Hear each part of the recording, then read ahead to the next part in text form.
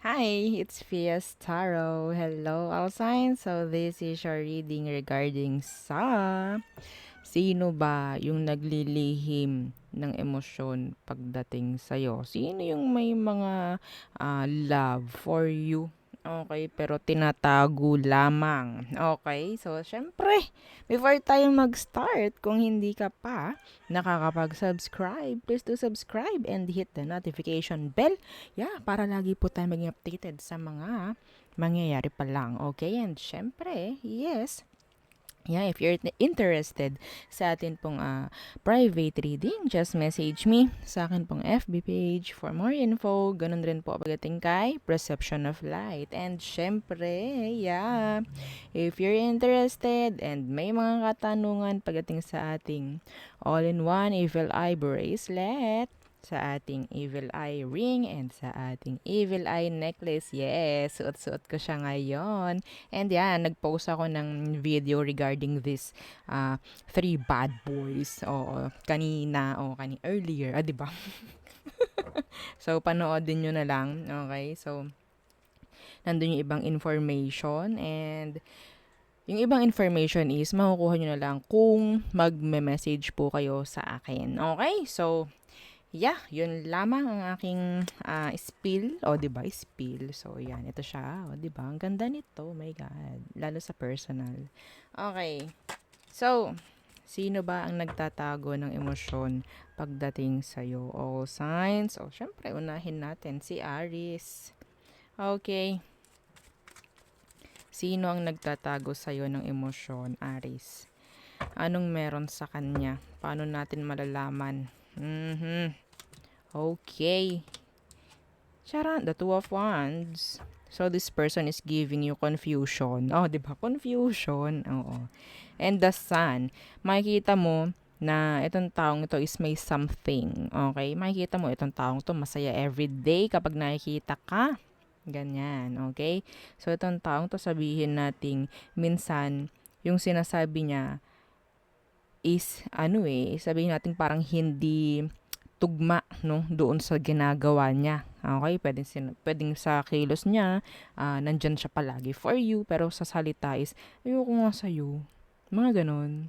Yun yung mga someone talaga. Yun yung person na may something, may emosyon, may love for you. Pwedeng Leo, pwedeng fire sign. Aries, Leo, Sagittarius, like you. Okay? So there, next. Taurus. Okay, so Taurus, sino ba itong naglilihim sa'yo ng love? Okay, sino ba itong naglilihim ng emosyon pagdating sa'yo, Taurus? Okay, sino ito? Taurus. Sino ba itong naglilihim sa'yo ng emosyon? The Seven of Coins in reversed. Okay, and the Three of Swords. Oh no! Okay, some of you, your past person. Still, may emosyon pagdating sa'yo. Okay? Pwedeng dinrap ka or dinrap mo. Okay? So, I think, merong some of you, this person is so sensitive. Okay? And, yung iba sa kanila, ito specific ha, ayaw na ayaw nilang makakarinig ng something like, alam mo yun, parang, ayun nga sensitive, ang daling masaktan, ayun yung pinaka specific pagdating sa kanila. Okay, madali itong magtampo, yan, mga ganyan. Okay, so minsan makikita mo moody. Okay, hindi mo kasi alam na pwedeng minsan nagseselos to. Ha, nagseselos siya ng kahit hindi mo alam kung anong dahilan. Okay, so may chance na parang minsan wala itong pakialam sa'yo. Okay? Oo. So, para siyang hot and cold pagdating sa'yo. Well, some of you, pwedeng wala pa kayong connection ng taong to sa ngayon. Okay?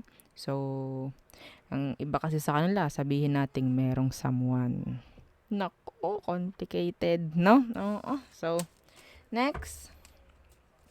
Gemini. Gemini, sino ba itong may emosyon para sa'yo? Sino itong nagtatago ng emosyon para sa'yo, Gemini? Sino ba yan? The Devil, pwedeng Capricorn, and the Three of Coins in reverse. Some of you, pwedeng co-worker. Okay? Pwedeng co-worker, pwedeng nagkaroon kayo ng alitan nito. malakas ang earth sign. Ano ba to? Taurus, Virgo, and Capricorn. Okay? So, some of them, there's obsession. Okay? Andiyan sabihin natin, etong taong ito, palagi na lang itong parang may nakikitang mali sa'yo. Okay? Maybe that's their way para makuha yung attention mo. Okay? So, yun. Laging panira, lagi kang bubisitin. Yan. Okay? So, yun yung may something for you. Okay? Next. Cancer. Okay, so Cancer, sino ba itong taong ito na merong lihim, no? Na emosyon, lihim na love for you. Cancer, anong meron sa kanya? Okay, the Four of Coins. So, may pag-hold back sa taong to. Pwedeng earth sign, Taurus, Virgo, and Capricorn. The Knight of Swords in reverse. So, I think some of them, hindi sila consistent or sabihin natin palaging nandyan, no, pagdating sa pakikipag-communicate. Okay? But yeah, maramdam mo sa taong ito na open siya for you. Okay? And I think, pwedeng iba sa kanila, pwedeng ang focus nila is pera. Sa ngayon. Okay? Focus nila is pera. Yes. And the Hermit, pwede sabihin natin lagi itong may pagka-busy, ganyan, laging nakalayo sa'yo. Pero yes, tinatanong natin kung sino itong may emotion for you. So, ito yun. Okay? So, next, Leo. Leo placements. So, sino ba itong taong naglilihim sa'yo ng emosyon? Love. Mga ganyan. Tingnan natin. Anong meron sa kanya? Oops. The Hangman, pwedeng Pisces. The Nine of Cups in reverse. So, malakas ang water sign dito, no? Cancer, Scorpio, Pisces. So, nandyan yung parang, kunyari, walang pakialam sa'yo, pero gustong-gusto ka. Okay? Pwedeng itong taong to, nagawa ka nitong parang ipaubaya. Okay? Nagawa ka nitong ipaubaya kahit gustong-gusto ka niya. Some of you, pwedeng may nangyaring ending. Okay? Na yan, sa inyong dalawa. Parang ganyan. Okay? So, pwede kasing may nangyaring hindi maganda sa past and pwedeng pinaubaya ka ng taong ito. Or pinaubaya mo siya. Okay? Pero sa ngayon, yun nga ang tanong, sino tong naglilihim ng emosyon para sa'yo? So, ito yun. Okay? So, next. Okay, Virgo. Okay, don't forget to like, share, and subscribe. Okay? So, Virgo, sino itong naglilihim ng emosyon para sa'yo? Sino yan? Okay, the Ace of Wands in reverse. Some of you, this person is sabihin nating physically attracted pagdating sa'yo. The Fool in reverse. Okay, some of them, nandyan yung parang talagang lihim na lihim, no? Like, being careful. Careful na careful. So, pwedeng Aries, Leo, and Sagittarius. So, meron ditong Aries. So, napaka-careful ng taong ito pagdating sa mga actions niya sa'yo. Okay? So, sabihin natin, some of them is traditional. Okay? Napaka-casual ng kilos pagdating sa'yo. Ayaw nitong mga kagawa. Ayaw nito na parang mababastusan ka or what. Okay? Pero, yeah, they're attracted. Yes, physically. Some of you, physically attracted. Okay? Yung iba naman dito, pwedeng past person mo. Yeah. Past person, still, may emosyon para sa'yo. Okay, next. Libra. So, Libra. Yan. Okay. So, sino ba itong taong naglilihim ng emosyon pagdating sa'yo, Libra? Sino ito? Sino itong naglilihim ng love, no? Pagdating sa'yo. Okay, anong meron sa kanya? The Page of Coins. Some of you, pwedeng meron kayong communication ito sa ngayon or magkausap kayo. Some of you, pwedeng younger. Ayun. Okay, the Page of Wands. Some of you, meron ditong parang nanunumbalik. Okay? Pwedeng may nag-end before, pero ngayon parang may nanunumbalik. Okay? So, this person always try to get your attention. Always trying, no, to get your attention. Gusto ka na ito laging kausap. Gusto ka lagi nitong makita. Okay? So, lagi itong nagjo-joke sa'yo. Lagi itong nagpapatawa sa'yo. Oo. Okay? So, I think sabihin natin meron tong gustong i-fix. Kung ito is a past person, meron siyang gustong i-fix. So, yun nga, iba sa inyo, pwedeng mas bata sa'yo itong taong ito. Okay? So, there. Next, Scorpio. Scorpio placements. Yeah, oo. So, sino itong taong ito na naglilihim sa'yo ng emosyon or love? Tingnan natin, Scorpio. Okay. The Queen of Wands in reversed. Okay. Sinusupladahan or nagsusuplada sa'yo to, babae man or lalaki. Ha? The Knight of Wands. Itong taong ito, naririnig kong kanta dito is Ano ba yun? Luma kasi, hindi ko tuloy matandaan. Yes. Oo, nalimutan ko yung kanta. I don't know. Ito yung kapag sinusuyo mo na bubisit. Or kapag nakikita, ayan, nandun yung parang gusto nito yung attraction is lagi lang sa kanya. Okay? They want you. They want you. Some of them, hindi sila kagwapuhan or hindi sila kagandahan. No, you're not attracted to them. Okay? So, I don't know. Yeah, ayaw mo sa kanya, pero meron tong something for you. Meron siyang something, 'di ba? Yang emosyon, oo. Well, ang tinatanong naman natin is sino ba itong nagtatago ng emosyon for you? Ito yung nakuha natin. So, pwedeng hindi ka attracted sa kanila. Okay? Or sabihin nating hindi mo ine-expect na may something siya sa'yo. May mga ganyan din. Okay? So, there. Pwedeng fire sign, Aries, Leo, and Sagittarius. Okay. Next is Sagittarius. Okay, Sagittarius placement. So, sino ba itong naglilihim ng emosyon or love pagdating sa'yo, Sag? Sino itong naglilihim? Okay. The Nine of Swords. Ooh, pwedeng air sign, Gemini, Libra, and Aqua. Strength. Okay, so this person is holding back, no? Andito yung parang may takot ito na gumawa ng action towards you. So, they find you so intimidating. Parang nai-intimidate sila or nahihiya sila or what. Okay? So, pwedeng itong taong ito sabihin natin parang andyan yung lagi nag-overthink, parang ganyan. Some of you, this is someone who is parang meron ng anak or yeah. Or sabihin natin pwedeng maraming ginagawa rin. Okay? So, ito pa ang specific, no? Pwedeng itong taong ito is merong pinagdaan ng hindi maganda sa past. Pwedeng sa love life niya. Okay? May unfinished business ito sa kung sino man. Okay? So, yeah. Or maybe sabihin natin, pwede naman, ito is yung past person mo. Pero yeah, anyway, hindi ito magpapakita ng parang, yeah, awkward, ganyan.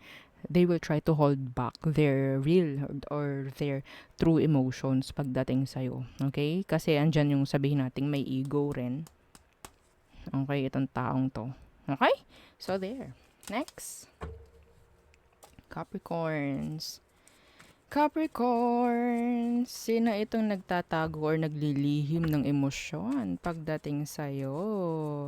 Sino siya? Anong meron sa kanya? Tingnan natin. Okay. The Empress. So, this person is like, sabihin natin, sobrang gusto ka. Okay? Always trying to maybe help you or nurture you. Someone na sabihin natin may pagka-motherly energy. Parang ganyan. Some of you, pwedeng this is a single mother or father. Mga ganyan. Okay? Yeah, the world. Okay, so Capricorn, pwedeng may age gap kayo ng taong ito, no? Pwedeng sabihin natin may gap lang talaga in general. Okay? So some of you may nag-end sa inyong dalawa because of the world is here and the tower in reverse. Okay? So some of them may problem pagdating sa kaperahan. Okay? So yeah, the Empress, this person talagang gusto nila ng growth. Okay? Pwedeng gumagawa ito ng something like improvement sa sitwasyon sa ngayon. Okay? If this is your past person, sabihin natin may ginagawa siyang improvement. Okay? Mayroon siyang ginagawang sabihin natin new or bago. Okay? Like, uy, bago to Parang ganun. Makikita mo sa kanya or mahalata mo or mararamdaman mo. Okay? So, yun yung taong yun. Okay, next. Aquarius. So, sino itong nagtatago or naglilihim ng emosyon para sa'yo or love? Ganyan. Tingnan natin, Aqua. Okay. Don't forget to like, share, and subscribe. Okay. So, okay, there. Temperance. So, pwedeng Sagittarius. Okay? Fire sign. So, some of them, they're still waiting or maybe they're being patient pagdating sa'yo. The Seven of Swords. Oh, my gulay. Okay? So, andito yung itong taong to is sobrang maintindihin. Okay? Kayang-kaya nitong maghintay pagdating sa'yo. Some of them, this person is trying to maybe creep back. Oo, parang galing sa past eh. Okay? Yeah. The Eight of Cups. So, I think this person is trying to wait for you, pero hindi niya ipapahalatang hinihintay ka niya. Okay? Yeah. Itong taong to, sabihin natin nakakausap mo palagi. Or merong komunikasyon sa inyo ngayon. Okay? So, hindi niya papahalata. They're like, playing cool. Okay? Oo, low-key. O, diba? Oo. Magaling. Magaling daw. Magaling Magaling magtago ng emosyon tong taong to. Pero mahahalata mo. Yes. Okay? Some of you, Aquarius, you're intuitive. Okay? So, next. Pisces. Sino itong nagtatago ng emosyon sa'yo, Pisces? Okay? Siyempre, before tayo bumunot, don't forget to like, share, and subscribe. Thank you. Okay. Yeah.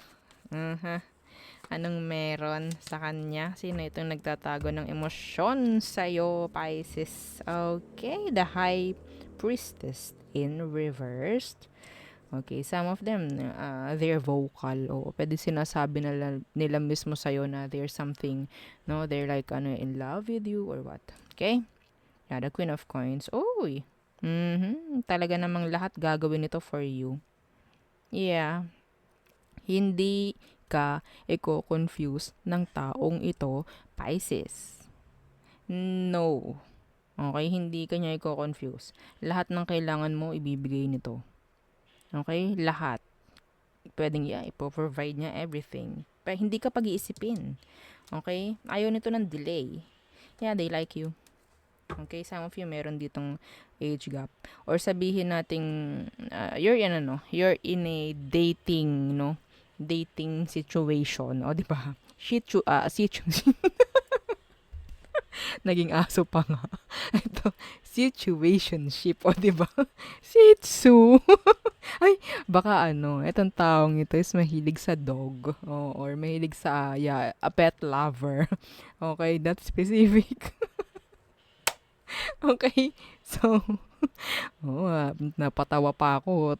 Huling-huli na, napatawa pa ako talaga. Okay, so, yun ang aking reading for you all signs. Again, don't forget to like, share, and subscribe, and follow our FB page. Bye! Thank you!